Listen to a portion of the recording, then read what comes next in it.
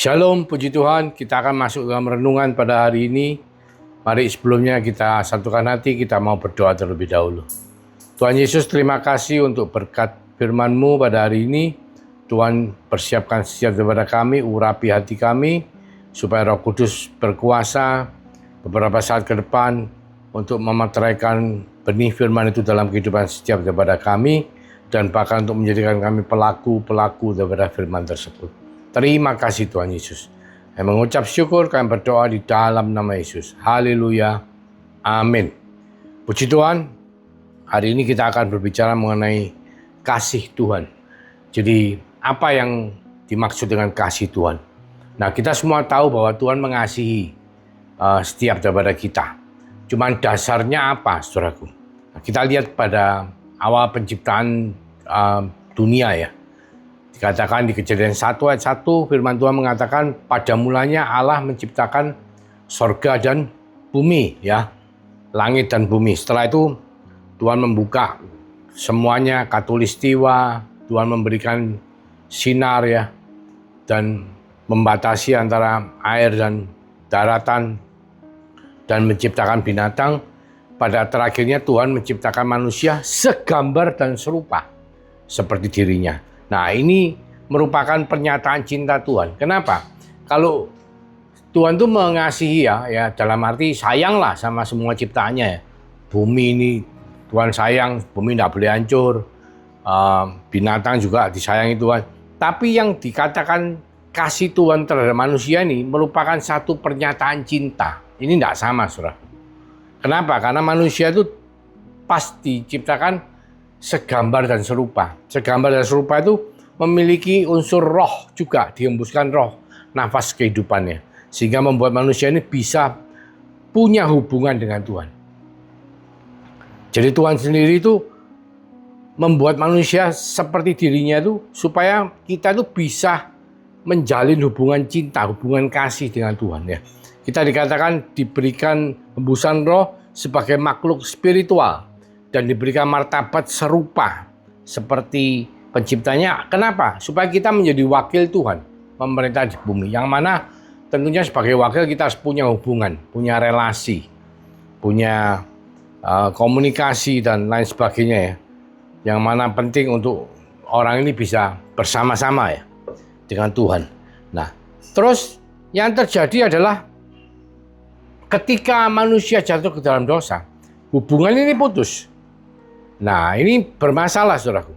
Yang dulunya manusia itu punya hubungan terus, tapi ketika manusia kehilangan gambar dan rupa Tuhan, kemuliaan Tuhan itu hilang dari kehidupan manusia, sehingga manusia ini mengalami putus hubungan dengan Tuhan. Nah, putus hubungan ini bermasalah, saudaraku. Karena apa? Karena cinta itu seperti ibaratnya kalau kita mengatakan kasih atau cinta itu sesuatu yang esensial, yang sangat penting ya. Kayak kita tuh kayak air ya. Kita tuh butuh untuk minum, kayak oksigen kita butuh untuk nafas. Tanpa air itu, tanpa oksigen, kehidupan kita akan menjadi terganggu. Oh, mungkin bukan kehidupan jasmani. Kehidupan jasmani pun terganggu. Tapi yang jelas kehidupan spiritual kita menjadi terganggu. Nah, kita lihat apa yang bisa menyebabkan hubungan itu menjadi terganggu. Ketika manusia itu kehilangan hubungannya, jatuh ke dalam dosa, kehilangan koneksi hubungannya dengan Tuhan, manusia itu kehilangan martabatnya, kehilangan jubahnya. Bahkan dikatakan manusia telanjang. Dan Tuhan membuat pakaian dari kulit binatang dan mengenakannya kepada manusia. Jadi manusia itu kehilangan identitas dirinya ketika jatuh ke dalam dosa. Karena apa? Dulunya dia identitasnya adalah sebagai anak Allah, sebagai anak-anak Allah yang dicintai oleh Allah. Tetapi ketika jatuh ke dalam dosa, kehilangan kemuliaan, mereka bahkan diusir dari Taman Eden dan putus hubungan dengan Tuhan. Ya bisa berhubungan tapi tidak bisa seperti dulu. Dulu kan setiap saat, setiap hari, sewaktu-waktu ya, bahasa Inggrisnya sawaya-waya itu ketemu sama Tuhan. Tapi setelah mereka jatuh ke dalam dosa, mereka tidak bisa melakukan itu. Kayaknya ada gap, ada jarak ya. Dan membuat mereka itu akhirnya mengalami masalah. Karena apa? Orang kalau misalnya tidak minum 1 jam mungkin tidak apa-apa. Kalau kita bicara kasih itu seperti air ya. Kita nak minum 1 jam, semua mungkin tidak apa-apa. Ya 2 jam, 3 jam haus kita, kepingin minum. 4 jam, 5 jam, 6 jam, sehari, 2 hari, berhari-hari, berminggu-minggu, bertahun-tahun, kita akan mengalami masalah yang berat. Dan ketika kita dalam fase-fase kehausan, tentunya kita akan berusaha untuk mencari penggantinya. Bagaimana kita itu bisa mendapatkan penggantinya? Supaya apa? Supaya kita bisa memuaskan kedahagaan kita, kehausan kita. Demikian pula manusia ini, yang terjadi adalah seperti yang digambarkan oleh Mother Teresa. Mother Teresa itu ngomong, tidak ada kelaparan yang lebih besar dari kelaparan akan kasih dan penghargaan dibandingkan kalau kita tuh lapar akan roti. Jadi orang bisa lapar akan roti, biasa itu, sadar. Tapi lebih besar lagi adalah kelaparan akan kasih dan penghargaan. Jadi kalau kita bicara roti, mungkin orang kaya tidak akan lapar mengenai roti. Orang yang punya duit bisa beli roti, tidak akan lapar, bisa beli. Tapi kalau kelaparan akan kasih atau kepedulian orang terhadap kasih terhadap kita, itu bisa dialami oleh semua orang, bahkan orang kaya pun bisa mengalami itu. Nah, ini yang menjadi masalah. Kehausan itu karena tidak memiliki suplai kasih. Kalau dulu dapat suplainya dari Tuhan, karena apa? Karena masih belum jatuh ke dalam dosa. Tetapi ketika itu tidak dipenuhi, ya hubungannya hilang toh, nggak dipenuhi. Orang ini dalam kehidupan sehari-hari mengalami banyak sekali problem, kehilangan identitas diri. Ya, kehilangan identitas diri tentunya menimbulkan banyak masalah ya. Kayak Stephen Covey ngomong, salah satu kebutuhan terbesar dalam kehidupan umat manusia adalah menemukan jati dirinya di dalam penciptanya. Jadi ketika kita tidak kembali ke jati diri kita sebelum kita jatuh ke dalam dosa, kita akan mengalami banyak masalah. Nanti kita akan cerita detail ya. Statistik bagaimana di kota-kota, di negara-negara besar itu terjadinya begitu banyak kriminalitas, banyak sekali penyimpangan seksual, kekerasan, dan lain sebagainya. Itu karena masalah ini, saudara. Karena manusia itu kehilangan identitas dirinya. Ya contoh misalnya, saudara ini kita bicara kalau dalam contoh sehari-hari, misalnya hari ini saudara punya kucing peliharaan misalnya di rumah. Kalau saudara memberi makan kucing ini dengan kenyang, terus kucing ini menjadi ya seperti kita ngomong pet ya, binatang peliharaan di rumah, dia akan jinak. Ketika dia melihat tikus, dia tuh lupa identitas dirinya. Sebenarnya kalau apa? Kalau kucing lihat tikus mestinya apa? Wah, tikusnya dikejar terus dimangsa, digigit. Karena memang mereka itu seperti Tom and Jerry ya, musuhan, dan pasti itu terjadi. Tapi ketika kehilangan identitas diri, kucing yang dipelihara ini menjadi kucing jinak. Jadi kucing yang nature-nya seperti orang dipelihara, baik hati dan lain sebagainya. Didiamkan tikus itu. Sehingga apa? Identitas dirinya itu hilang. Ini dalam arti yang lebih positif ya, enggak apa-apa. Tapi kalau kita bicara manusia, kehilangan identitas diri, kehilangan kasih. Yang semula manusia diciptakan itu segambar dan serupa ya untuk menerima pernyataan cintanya Tuhan. Tapi ketika cinta itu hilang, manusia ini kekurangan. Kekurangan itu membuat mereka menjadi dahaga, haus. Ketika mereka haus, semua jenis air ya yang tidak bersih pun mereka akan minum. Ya mungkin kita kalau ditawari ya, kita kalau tidak minum sehari, 2 hari, 3 hari kan haus sekali ya. Pada waktu kalau seseorang menawarkan kita minuman, mungkin minumannya agak kotor. Ya karena tidak ada pilihan. Misalnya kalau kita tidak punya pilihan, kita di padang gurun ya, haus, tidak ada pilihan, airnya agak keruh sedikit. Daripada kita mati, pasti kita akan minum. Kalau kita punya pilihan, kita tidak akan minum. Tapi kalau kita tidak punya pilihan, kita pasti akan minum. Setelah kita minum, apa yang terjadi? Kita sakit perut. So. Kita mengalami masalah. Pencernaan kita mengalami problem. Karena apa? Air itu tidak layak minum. Nah, demikian pula dalam kehidupan manusia. Ketika mereka tidak menemukan pernyataan kasih mereka dalam Tuhan, padahal mereka itu butuh untuk dikasihi. Ya, mungkin kalau kita bicara dalam satu keluarga, ketika dari kecil dia tuh keluarganya lengkap, ada papanya, ada mamanya, ada saudara-saudaranya, dan itu merupakan keluarga yang harmonis, itu mungkin bisa menggantikan untuk sementara.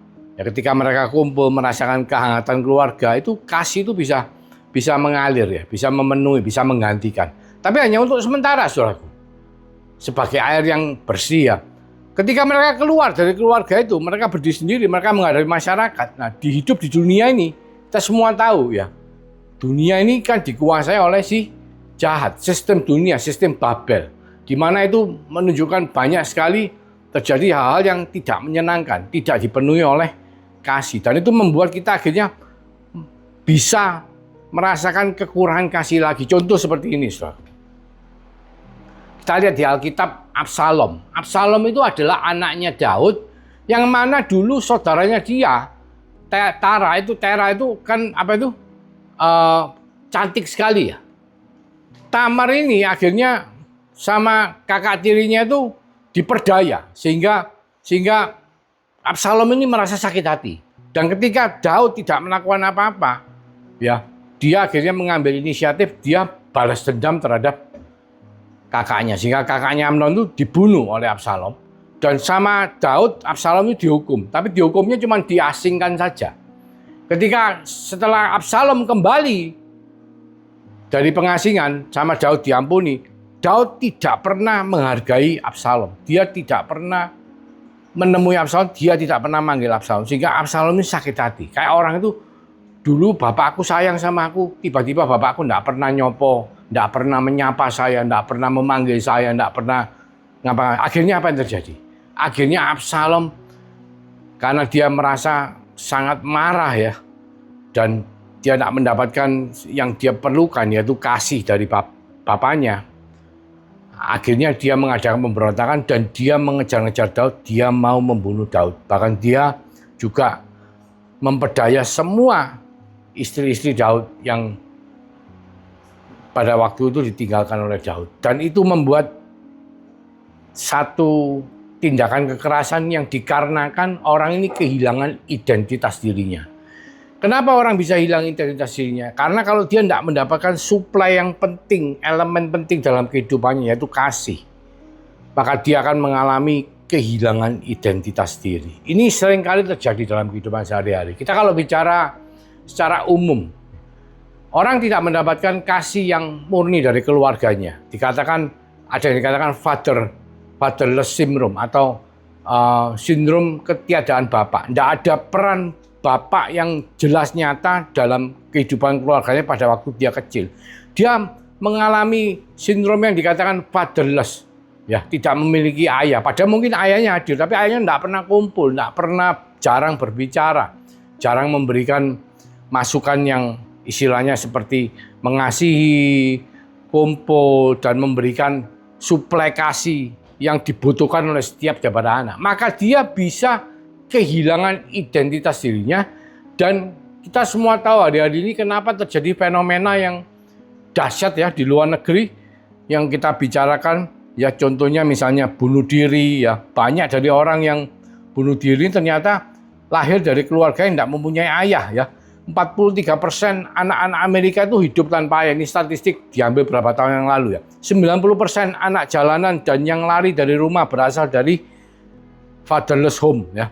71% remaja yang hamil di luar nikah berasal dari fatherless home. Kenapa mereka demikian gampangnya jatuh ke dalam dosa seksual? Karena mereka membutuhkan kasih yang murni, tapi mereka tidak mendapatkan itu, sehingga mereka berusaha mencari penggantinya. Dan mereka menemukan dalam pergaulan ya, dalam bentuk hawa nafsu, dalam bentuk pornografi, dan itu yang terjadi membuat mereka akhirnya hamil di luar nikah. Dikatakan 80% penganiaya berasal dari fatherless home ya, rumah yang tidak ada figur orang tua, yang tidak memberikan kasih di dalam rumah tangga itu. 85% anak yang memiliki penyimpangan perilaku, behavior disorder, berasal dari fatherless home. 90% para perusuh dan pelaku huru-hara mereka hanya dibesarkan oleh ibu, tidak punya ayah.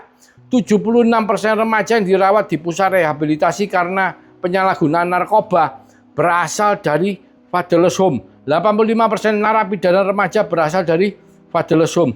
Begitu banyak statistik yang mengatakan bahwa ketika kasih itu tidak ada dalam kehidupan rumah tangga, kehidupan seseorang, ya khususnya mulai dari anak remaja, bahkan orang dewasa pun memerlukan kasih, karena kalau dia tidak menemukan itu, dia bisa melakukan banyak pencitraan seperti yang dikatakan Absalom. Absalom pada waktu dia mau bunuh orang tuanya Daud, itu dia sudah dikatakan dewasa, bukan remaja lagi. Bahkan dikatakan 63% remaja pelaku berasal dari fatherless home. Jadi kasih itu sangat penting, saudaraku, untuk setiap daripada kita bisa menikmati. Karena apa? Kita itu dasarnya diciptakan Tuhan itu untuk menerima pernyataan kasih daripada Tuhan. Tapi ketika manusia pertama Adam jatuh ke dalam dosa, Adam ini putus hubungan dengan Tuhan. Demikian pula kita semua keturunannya, dan kita kehilangan kasih itu. Dan ketika di dalam keluarga kecil kita di bumi, kita tidak mendapatkan itu. Di dalam pergaulan kita, dalam keluarga besar kita, dalam teman-teman pergaulan kita tidak mendapatkan itu. Maka kita akan berusaha mencari penggantinya. Dan itu bisa menimbulkan banyak perilaku-perilaku yang seperti barusan kita bicarakan. Ya, mungkin di beberapa tempat itu bahkan lebih ekstrim lagi. Kita katakan LGBTQ ya. Jadi itu lesbian, gay dan lain sebagainya. Itu sampai sedemikian besarnya penyimpangan. Itu karena apa? Karena mereka tuh butuh saluran suplai kasih dan mereka tuh tidak bisa mendapatkan di rumah mereka. Sehingga mereka berusaha mencari pengganti yang di luar dan itu yang mereka dapatkan. Nah, kita kalau baca berita hari-hari ini, kejahatan itu begitu sadisnya ya. Begitu kayaknya tidak masuk di akal, sedemikian luar biasa jahatnya. Itu karena pencitraan itu disebabkan karena mereka semua dasarnya itu memerlukan kasih. Dan puji Tuhan, dikatakan judul film dari penyaliban Tuhan Yesus adalah Passion of Christ, kasih. Kasih gairah cintanya daripada Kristus kepada saudara dan saya. Dinyatakan betapa Allah mengasihi dunia dan dia memberikan anaknya yang tunggal. Supaya apa? Yesus Kristus supaya apa? Mau dijadikan korban penebus dosa dan mati di atas kayu salib. Sehingga apa? Setiap orang yang percaya boleh beroleh keselamatan, ditebus dosanya, dan hidup kekal bersama-sama dengan Tuhan. Dan ini luar biasa, saudara. Pernyataan cinta Tuhan yang luar biasa kepada saudara dan saya. Supaya apa? Supaya kita bisa menerima ini. Dan menerima saluran, menerima aliran kasih. Yang mana yang dulu Adam pertama itu menghilangkan. Sekarang Adam yang kedua yaitu Yesus Kristus. Mau menggantikannya. Dengan kematiannya di atas kayu salib, kebangkitannya pada hari ketiga, bahkan kenaikannya ke surga, dan meterai Roh Kudus kepada setiap saudara dan saya, supaya kita itu melalui itu bisa menerima saluran kasih-Nya. Jika oleh saluran kasih itu kita memiliki identitas yang jelas di dalam Tuhan, yaitu identitas yang dikatakan sebagai anak-anak Allah di Roma 8 ayat 14. Semua orang yang dipimpin roh Allah adalah anak Allah. Ayat 15. Sebab kamu tidak menerima roh perbudakan yang membuat kamu menjadi takut lagi. Tapi kamu telah menerima roh yang menjadikan kamu anak Allah. Oleh roh itu kita berseru, ya Abba, ya Bapa. Anak yang dikasihi oleh Allah. Dan dengan meterai Roh Kudus itu, maka kita semua bisa menerima saluran kasih yang daripada Bapa. Kasih yang murni, air yang jernih. Yang membuat hidup kita menjadi seperti yang Tuhan sudah rencanakan, yaitu sebagai anak-anak Allah yang dicintai dan anak-anak Allah yang kudus, dikuduskan karena pengorbanan darah Yesus dan iman kita yang percaya pada Yesus sebagai Tuhan dan Juru Selamat. Jadi kasih Tuhan itu begitu luar biasa. Ketika dia tahu awal rencananya itu tertunda karena kejatuhan manusia pertama ke dalam dosa, maka dia membuat rencana berikutnya, yaitu penebusan dosa melalui kematian Tuhan Yesus Kristus di atas kayu salib, kebangkitannya, kenaikannya ke sorga, dan pencurahan Roh Kudus. Sehingga apa? Barang siapa yang beriman percaya kepada Yesus sebagai Tuhan dan Juru Selamat, maka dia bisa kembali kepada rencana Allah yang semula, yaitu apa? Kita menjadi pernyataan daripada cinta Tuhan. Jadi kehidupan kita itu merupakan pernyataan daripada kasih Tuhan, yaitu kasih karunia yang saudara dan saya telah terima melalui penebusan dosa dan keselamatan dan kehidupan yang kekal bersama-sama dengan Dia. Saudara, janganlah kita lupakan kasih karunia anugerah daripada Tuhan. Karena kita sangat membutuhkan kasih, sama seperti manusia membutuhkan air untuk minum. Kita juga membutuhkan kasih yang daripada Tuhan, kasih yang tidak pernah habis suplainya yang daripada Tuhan, untuk supaya hidup kita menjadi benar dan layak di hadapan Allah. Mari kita berdoa. Terima kasih Tuhan Yesus untuk memberikan kami, mengingatkan kami satu peringatan, satu peneguhan bahwa meterai Roh Kudus yang baru telah kau curahkan pada hari Pantekosta itu akan membawa semua daripada kami untuk bisa menerima suplai daripada aliran kasih Tuhan pada setiap daripada kami, sehingga apa yang telah kau rancangkan dalam kehidupan kami boleh terjadi karena kasih Tuhan begitu luar biasa. Biarlah kami semua menerima kasih karunia daripada Tuhan Yesus Kristus melalui meterai Roh Kudus yang telah dimeteraikan untuk menolong, membantu, menghibur, memberkati setiap daripada kami, mulai dari hari ini sampai kau datang kedua kalinya, bahkan sampai Maranatha. Di dalam nama Tuhan Yesus Kristus, kami semua yang percaya sama-sama mengatakan, haleluya, amin. Tuhan Yesus memberkati.